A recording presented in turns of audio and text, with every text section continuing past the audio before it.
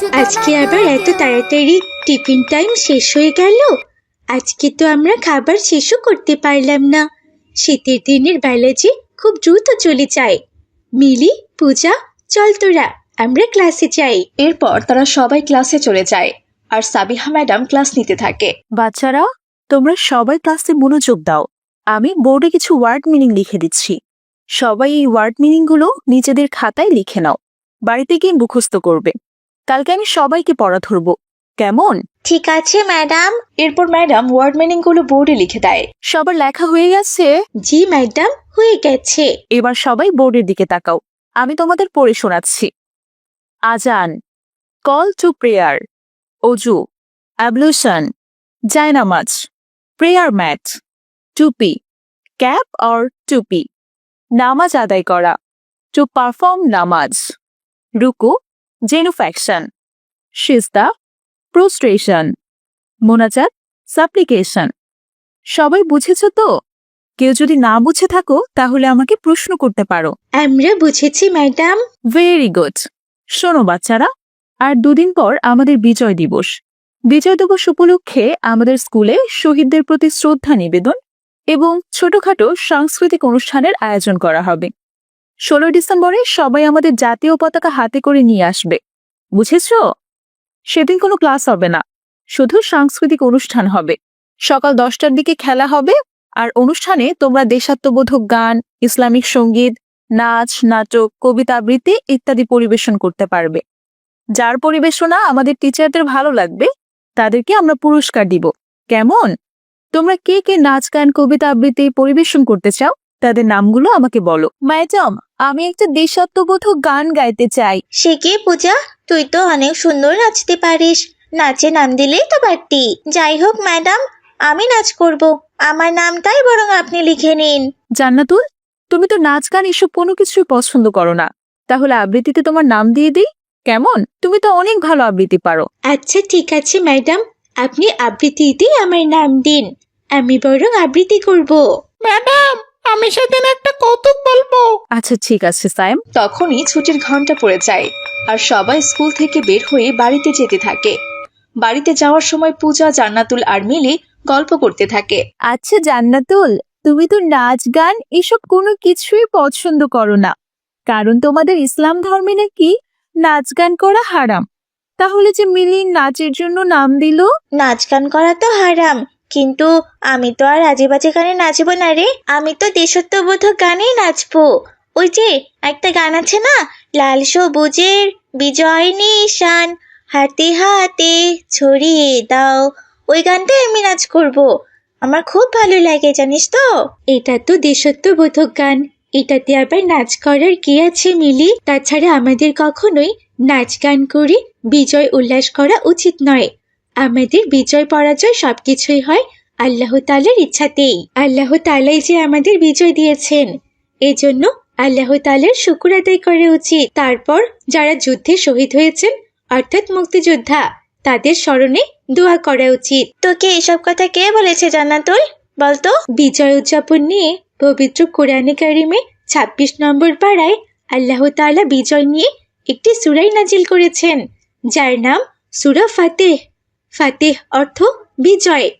তুমি বাড়িতে অর্থসহ পড়ে নিও, কেমন? কিন্তু 16 ডিসেম্বরে তো সব স্কুলে সাংস্কৃতিক অনুষ্ঠান হয়, আর সেখানে সবাই দেশাত্মবোধক গানে নাচ করে। আমি তো আমার অনেক খালাতো মামাতো বোনদেরকে নাচতে দেখেছি, ওদের কাছ থেকেই তো আমি শিখেছি। ওরা বলেছে এটা আমাদের সংস্কৃতি। যে সংস্কৃতি ইসলামের খিলাফ, সুন্নতের খিলাফ, সেই সংস্কৃতি আমাদের পালন করা একেবারেই উচিত নয় মিলি। তাছাড়া এসব নাচ গান করার সংস্কৃতি তো আমাদের মানুষের তৈরি করা সংস্কৃতি। তার থেকে ভালো আমরা শহীদদের জন্য দোয়া করে তাদেরকে স্মরণ করে শহীদ মিনারে ফুল দিতে পারি। আর দেশকে ভালোবাসার প্রমাণস্বরূপ স্কুলে ও বাড়ির চারপাশে গাছপালা লাগাতে পারি। একটা কথা মনে রেখো মিলি, হারাম কোনো কিছুই ভালো নয়। তাহলে আমি কালকে স্কুলে গিয়ে নাচের নামটা কেটে দিয়ে আসবো আর দেশাত্মবোধক একটা গানের নাম দেব। মুস্তাফা আমার জান মুস্তাফা সারা জগৎ যেমন ভাবনা তেমন কাজ। পরের দিন মিলি স্কুলে গিয়ে তার নাচের নামটা কেটে দিয়ে আসে। দেখতে দেখতে 16 ডিসেম্বর চলে আসে। 16 ডিসেম্বরে সবাই জাতীয় পতাকা হাতে নিয়ে স্কুলে আসে। এরপর দৌড় প্রতিযোগিতা হয়, সেখানে জান্নাতুল প্রথম স্থান অধিকার করে। এরপর শুরু হয় সাংস্কৃতিক অনুষ্ঠানের মূল পর্ব। হেড স্যার স্টেজে এসে স্টুডেন্ট এবং গার্জিয়ানদের উদ্দেশ্যে বক্তৃতা দিতে থাকে। আমার সামনে উপস্থিত সকলকে আসসালামু আলাইকুম ওয়া রাহমাতুল্লাহ এবং হিন্দু ভাই বোনদের আদাব। আমরা সবাই জানি আজকে মহান বিজয় দিবস। আল্লাহ তাআলার অশেষ রহমতে 30 লক্ষ শহীদের রক্তের বিনিময়ে আমরা আমাদের বাংলাদেশকে একটি স্বাধীন সার্বভৌম দেশ হিসাবে পেয়েছি। তাই সর্বপ্রথম মহান আল্লাহ তাআলার শুকর আদায় করি, কারণ তার ইচ্ছাতেই আমাদের দেশ স্বাধীন হয়েছে। তারপর সকল শহীদদের প্রতি শ্রদ্ধা জানাই, যারা তাদের রক্ত দিয়ে আমাদের দেশকে স্বাধীন করেছে।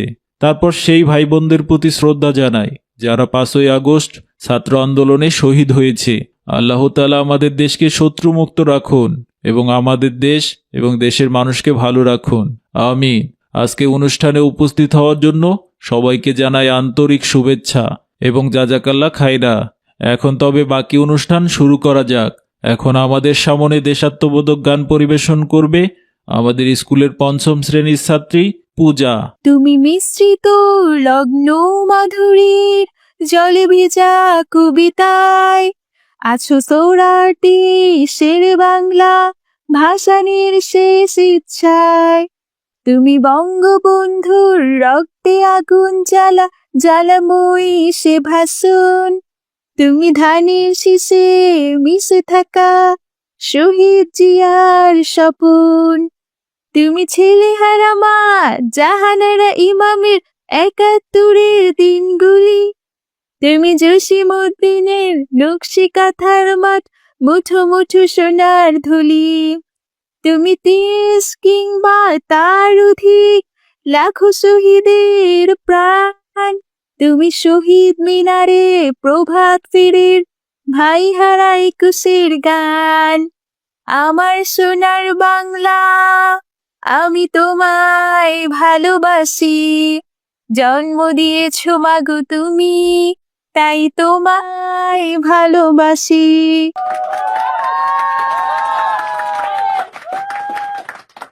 মাশাআল্লাহ, পূজা অনেক সুন্দর গান গেয়েছে। এবার আমাদের মঞ্চে দেশাত্মবোধক গান নিয়ে আসছে মিলি। ধনু ধান্য পুষ্প ভরা আমাদের বসুন্ধরা, তাহার মাঝে আছে দেশ এক সকল দেশের সেরা। ও সে স্বপ্ন দিয়ে তৈরি সেজে স্মৃতি দিয়ে ঘেরা। এমন দেশটি কোথাও খুঁজে পাবে না কো তুমি, সকল দেশের রানী সেজে আমার জন্মভূমি। মাশাআল্লাহ, মেয়েরা অসাধারণ পারফরমেন্স করেছে। মিলির জন্য একটি জোরে করতালি হয়ে যাক। এরপর আমাদের মাঝে কবিতা আবৃত্তি করতে আসছে আমাদের স্কুলের সব থেকে মেধাবী ছাত্রী জান্নাতুল ফেরদৌস। আসসালামু আলাইকুম। শুরু করছি পরম করুণাময় আল্লাহ তাআলার নামে, যিনি আমাদেরকে সৃষ্টি করেছেন। আমার কবিতাটির নাম হচ্ছে স্বাধীনতা তুমি, লিখেছেন শামসুর রহমান। স্বাধীনতা তুমি রবি ঠাকুরের অঝর কবিতা, অবিনাশী গান। স্বাধীনতা তুমি কাজী নজরুলের ঝাঁকড়া চুলের বাবরি দোলানো মহান পুরুষ, সৃষ্টি সুখের উল্লাসী কাপা। স্বাধীনতা তুমি শহীদ মিনারে ওমর 21 ফেব্রুয়ারির উজ্জ্বল সভা। স্বাধীনতা তুমি পতাকা শোভিত স্লোগান মুখর ঝাঁঝালো মিছিল। স্বাধীনতা তুমি ফসলের মাঠে কৃষকের হাসি।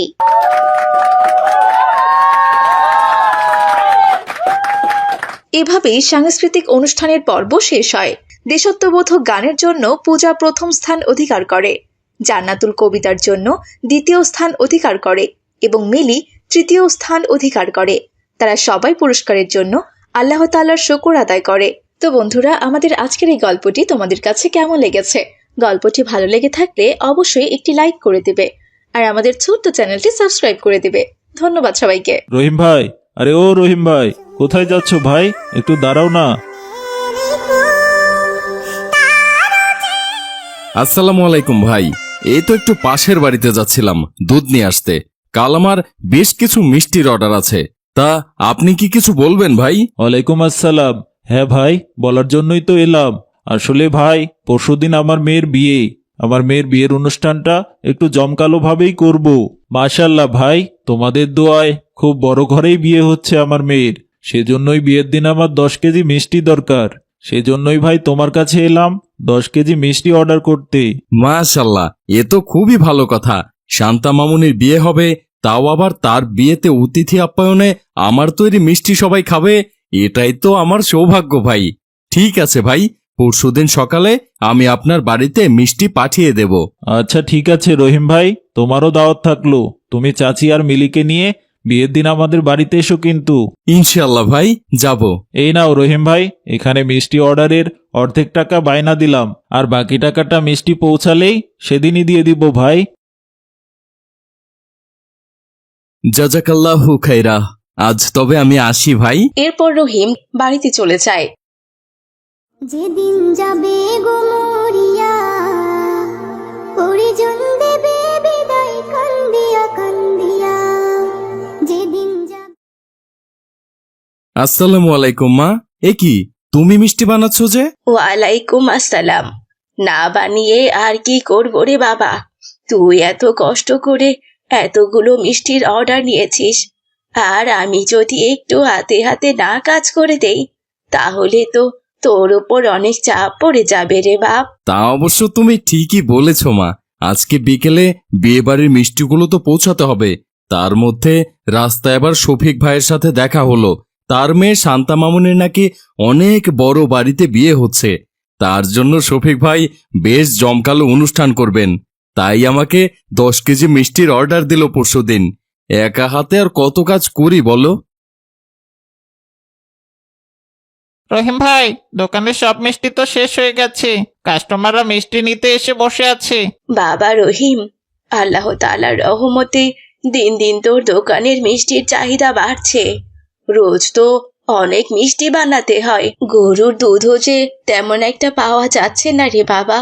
আমাদের গরুগুলোকে কতগুলো করে সবুজ ঘাস দেই, খড় দেই, তার ওপর ভুসিও দেই, তবুও গরুগুলো ইদানিং পর্যাপ্ত পরিমাণে দুধ দিচ্ছে না। শুনেছি গ্রামে নাকি নতুন একটা ভাইরাস বেরিয়েছে, যার জন্য গরুগুলো অসুস্থ হয়ে পড়েছে। এমনিতেই প্রতিদিন পাশের বাড়ি থেকে এক গাদা করে দুধ নিয়ে আসতে হয়। অসুস্থ হয়ে পড়লে তো আরো দুধ দেয়া বন্ধ করে দেবে। পশু পাখি থাকলে তো রোগ হবেই মা, এ নিয়ে তুমি চিন্তা করো না। কাল আমি কালোকে দ্বারা গরুর জন্য ওষুধ পাঠিয়ে দেব। তুমি ঘাসের সাথে খাইয়ে দিও, ইনশাল্লাহ গরু আর অসুস্থ হবে না। আচ্ছা আচ্ছা ঠিক আছে রে বাবা, তাহলে তুই মিষ্টি বানানোর কাজ শুরু করে দে। আমি তোর চাচিদের বাড়িতে গিয়ে মিষ্টিগুলো দিয়ে আসি। আজ আবার তার নাতনির মুখে ভাতের ছোটখাটো একটা অনুষ্ঠান করেছে, তাই 2 কেজি মিষ্টি চেয়েছিল। ওদের বাড়ি থেকে এসে বাকি কাজগুলো বরং সেরে নেব। এদিকে তো মিলি এখনো মাদ্রাসা থেকে আসেনি। মেয়েটা যে কি খেলো কে জানে, আজ তো টিফিনও নিয়ে যায়নি। এভাবেই বিড়বিড় করতে করতে জহুরা পাশের বাড়িতে গেল মিষ্টি দিতে।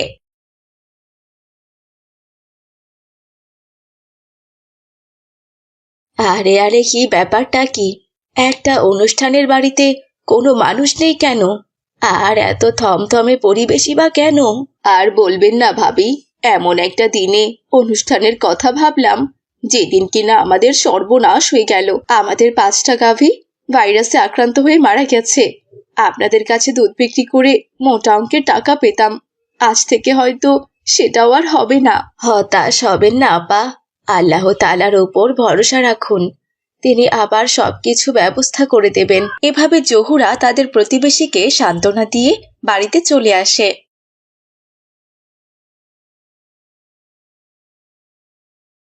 কি রে বাবা, তোর এখনো মিষ্টি বানানো শেষ হয়নি? রাকিবদের বিয়ে বাড়িতে মিষ্টি দিতে যাবি না বুঝি? রাকিবের বিয়েবাড়ির জন্য মিষ্টি রেডি আছে মা। তুমি একটু কষ্ট করে এই মিষ্টিগুলো ভাজো, আমি রাকিবদের বাড়ি মিষ্টিগুলো দিয়ে আসছি। এরপর রহিম রাকিবদের বাড়িতে তাদের অর্ডারের মিষ্টিগুলো দিয়ে আসে। তারপর তাদের প্রতিবেশীর বাড়িতে যায় দুধ আনতে। আসসালামু আলাইকুম চাচি, দুধ দুয়ে রেখেছেন? ওয়ালাইকুম আসসালাম। এইসব তুমি কি বলছো কি বাবা? তোমার মাকে তো আমি একটু আগেই বললাম আমাদের 5টা গাভী মারা গেছে। তোমার মা হয়তো তোমাকে বলতে ভুলে গেছে। তুমি এক কাজ করো, তুমি বরং গফুর ভাইদের বাড়িতে যাও। ওনাদের তো বড় ফার্ম আছে, সেখানে গেলে তুমি নিশ্চয়ই দুধ পেয়ে যাবে। আচ্ছা ঠিক আছে চাচি। এরপর রহিম গফুরদের বাড়িতে যায় দুধ আনতে। কিন্তু গফুরদের বাড়িতেও সে একই অবস্থা, তাদেরও সবগুলো গরু মারা গেছে। তাই গফুর ও রহিমকে দুধ দিতে পারল না। এতে রহিম মন খারাপ করে বাড়িতে চলে আসে।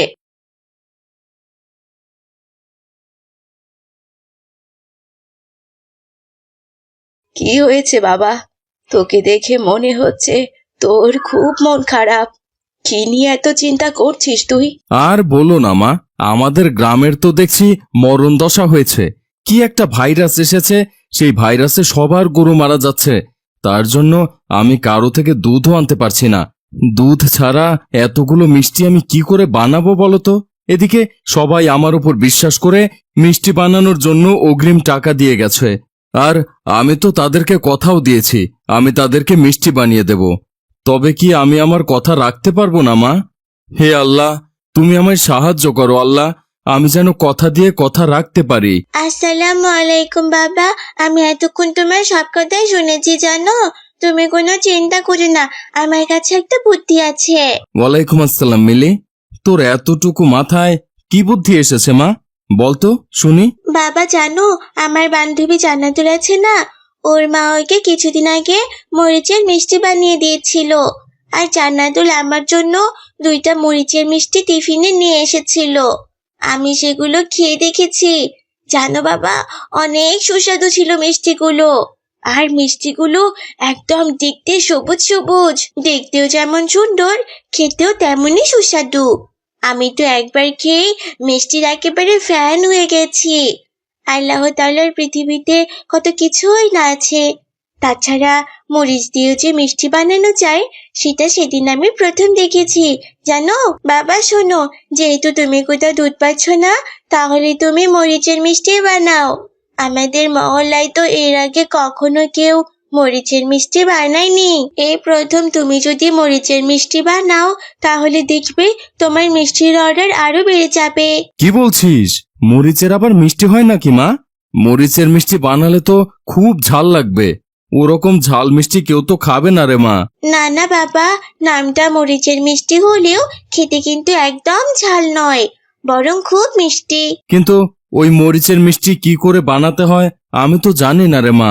এখন তো অনলাইনের যুগ বাবা, তুমি এক কাজ করো, তুমি বরং ইউটিউব থেকে দেখে নাও কি করে মরিচের মিষ্টি বানাতে হয়। আমি মাদ্রাসা থেকে ফিরলাম, আমার খুব ক্ষুধা পেয়েছে। ওই দেখো আবার আজানও দিচ্ছে।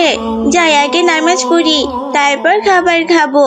ততক্ষণে তুমি ইউটিউবে ভিডিও দেখে মরিচের মিষ্টি বানিয়ে আমাকে আগে টেস্ট করিও। আমার মা যখন বলেছে তাহলে তো আমাকে মরিচের মিষ্টি বানাতেই হয়। এভাবে কেটে যায় বেশ কিছুক্ষণ। দাদি, ও দাদি, কি রান্না করেছো গো? দ্রুত খেতে দাও, আমার খুব খিদে পেয়েছে। দাঁড়া মা, আগে তুই এই মরিচের মিষ্টিগুলো খেয়ে দেখ। এই প্রথম আমি মরিচের মিষ্টি বানালাম। যদি তোর কাছে খেতে ভালো লাগে তবেই আমি এই মিষ্টিগুলো আমার দোকানে তুলবো। মা, তুমিও একটা খেয়ে দেখো তো। এরপর মিলি আর জহুরা মিষ্টি খেতে থাকে। আরে বাহ, অসাধারণ হয়েছে তো। তোমার হাতের মিষ্টি তো জান্নাতুলদের বাড়ির মিষ্টি থেকেও অনেক সুস্বাদু হয়েছে বাবা। তুমি আজ থেকে মিষ্টিগুলো দোকানে উঠাও বাবা, আর যাদের অর্ডার নিয়েছো তাদের বাড়িতেও এই মরিচের মিষ্টিগুলোই পাঠাবে। ইনশাআল্লাহ কেউ অপছন্দ করতে পারবে না, দেখো। এরপর রহিম মিলির কথা মতো বিয়ে বাড়িতেও মিষ্টি দিয়ে আসে। এই প্রথম গ্রামে মরিচের মিষ্টির কথা শুনে সবাই রহিমের দোকানে মিষ্টি খেতে ভিড় জমায়। আর রহিমের দোকানের মিষ্টির চাহিদা দিন দিন আরো বাড়তে থাকে। এভাবেই দিন কাটতে থাকে।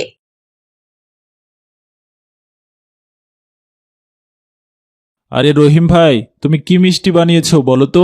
বিয়েবাড়ির সবাই তো তোমার মিষ্টি খেয়ে পাগল হয়ে গেছে। এই প্রথম আমাদের মহল্লায় মরিচের মিষ্টি তৈরি হচ্ছে। এটা ভাবতেই তো আমাদের খুব ভালো লাগছে ভাই। বিয়ে বাড়িতে একটাও মিষ্টি বাঁচেনি, তাই আমি একটা মিষ্টিও খেতে পারিনি। তাই আজ চলে আসলাম তোমার দোকানে মজার ঝাল মিষ্টি খেতে। দাও তো ভাই, তাড়াতাড়ি আমাকে মিষ্টি দাও। আর দোকানে এত কাস্টমার আসতে দেখে রহিম আল্লাহ তাআলার শুকর আদায় করতে থাকে।